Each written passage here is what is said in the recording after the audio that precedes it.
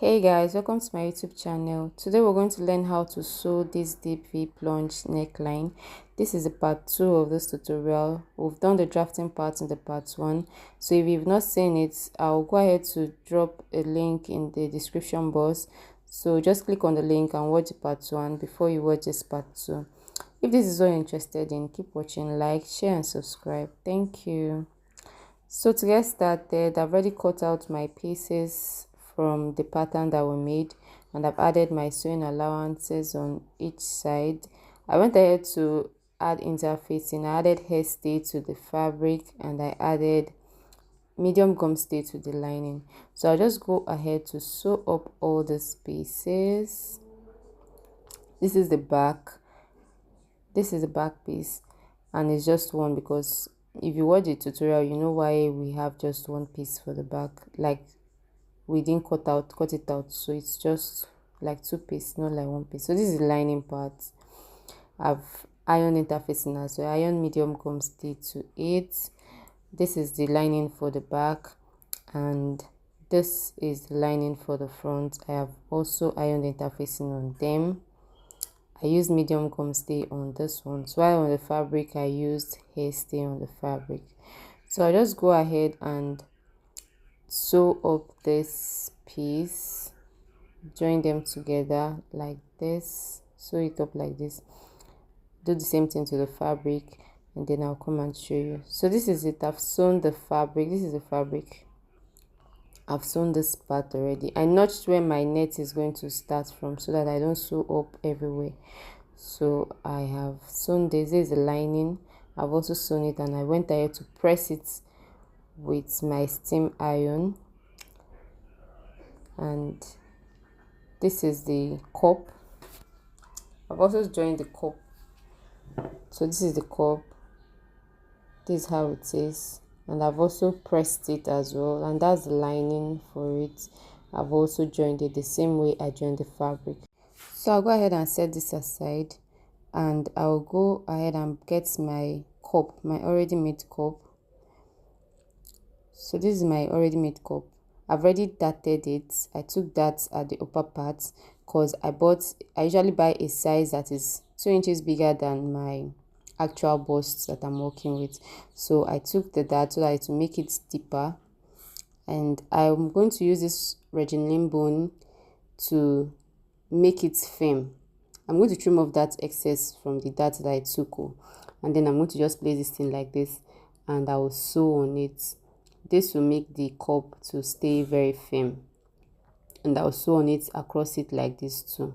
So make sure that you're sewing it across the bust points on horizontally and vertically. I hope you understand. I'll show you when I do it, and then we'll see what it looks like. So this is my strips. I cut out some strips, and I'm going to use them as my boning casing.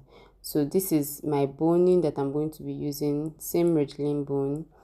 I'm going to use this bone, but I'll measure what I have here. I'll measure how wide this bone is.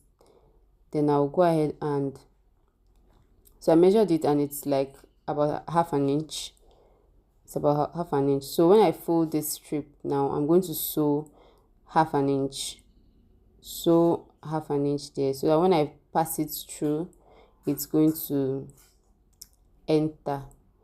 I'll just go ahead and sew it so that I'll show you what I mean. So this is it. I've sewn it, and I'll go ahead and turn it up to the other side. Use my safety pin to turn it out. I just sewed half inch all the way. So the size of my boning is what I used to sew this all the way. So this is it. I've turned it out. So I didn't know that my camera was not set properly. So what I'm just doing is just pass my boning through this strip that I've sewn. I'll just pass my boning through it. Pass it, and see what it looks like. I have passed it, and this is what you get. I usually like to make my strips like this, my boning cases like this, and it's easier for me, and it comes out very clean for me. So I'll just go ahead and sew it up like this on my style lines, whatever style lines I want. I'll create the style lines and then I'll just place the boning like this and sew it on both sides. So I'll go ahead and do it off camera. I'll bring it back to show you. So this is my cup. I've sewn my boning on it like this across horizontally and vertically just to make it firm. So I'll bring my fabric that I've already sewn and I'll use my pin to hold it up.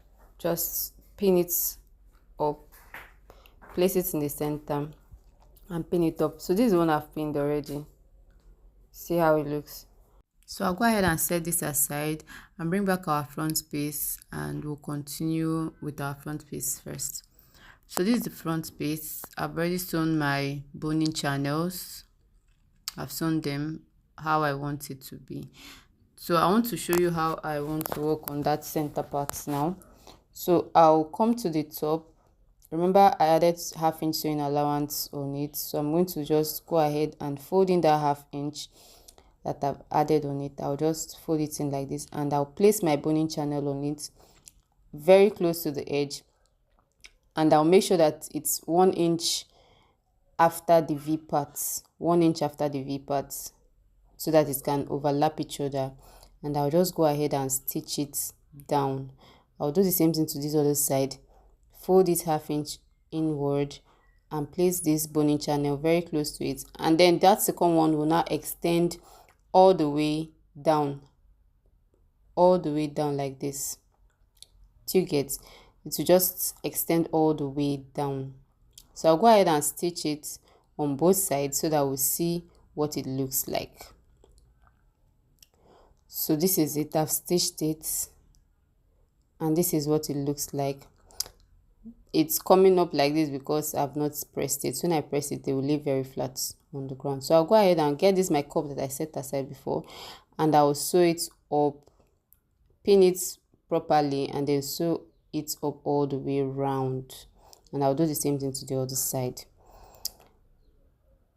So this is it. I've sewn them and it's coming out. I've also gone ahead to press my boning so that it can lay very flat. So I've sewn it. I'll go ahead and get my side back. So this is my side back, and I'll place it like this and stitch my sewing allowance that I added. I think I added about 1 inch. So I'll go ahead and sew up my seam allowance of 1 inch at the side. This same thing I did here, I'll do the same thing to my lining. So I'll sew up my lining the same way. So this is my piece. This is our corset piece. I've joined the sides. I've also added my boning channel to the back how I want it, but I want to show you what I did here. So this is the part that is close to the eyelet part where we're going to tie. I took out 2 inches from that eyelet part, from the part we're going to do the eyelets, add our eyelet, sorry.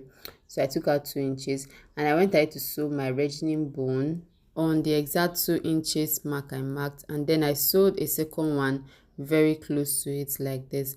This will enable our corset sit very firm at the back, to make it sit very firm at the back when they lace it up. So I did the same thing to both sides, and I will go ahead now because I like my boning to be my boning channels to be very structured. After inserting sewing my regaining boning, I will go ahead and insert my plastic boning into it. So I normally do the double boning technique. So I'll just go ahead and insert my plastic boning through all these boning channels, all of them like this. I'll just keep inserting it into all of them like this. It might be a bit difficult, but you just try. And mind you, when buying the boning, your regaining boning, which is your sewable boning, should be bigger, a bit bigger than your plastic boning, so that you will not have difficulties inserting your plastic boning. If it's the same size, it's going to give you issues. It's going to give you issues when fixing it. So it should be smaller than the plastic boning, should be smaller than the regaining boning. So I'll go ahead now and turn it up with the lining. When I'm done passing all my plastic boning in, I'll turn it up with my lining and I'll show you what it looks like. So this is it. I have turned it. I have turned one side. I've turned everywhere. I just want to show you what I did for the V part. I didn't turn that V part. I turned everywhere and I left that our V line. So I want to show you how I closed the other side now. So I just went in, I folded the lining again with 1/2 inch. Remember, we folded the fabric 1/2 inch and sewed the boning on top of it. So I am folding the lining 1/2 inch and I'm going to top stitch on it like that. Please note there is no plastic boning inside this one, just the regaining bone. So that's how I'll finish up that part. So this part here, I thought to show you also. This is the eyelet part where I'm going to fix my eyelet. Now to add more structure to that part again, after turning with my lining with 1/2 inch, I took my regaining bone and I'm going to sew it on that 1/2 inch. On that exact 1/2 inch, I'll sew it up and turn it to the other side and I'll top stitch just like this. I have sewn it and I've gone ahead to top stitch all the way down. So with this, my corset is going to be firm at the back when it's laced up. We'll just add the eyelet at that part. So when it's laced up, it's going to sit very firm at the back. So I'll just go ahead and cut a strip and use it to bias the down part of this corset dress, just to turn it down.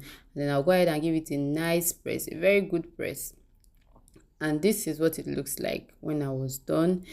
I've gone ahead to add my net on top, my yoke on it.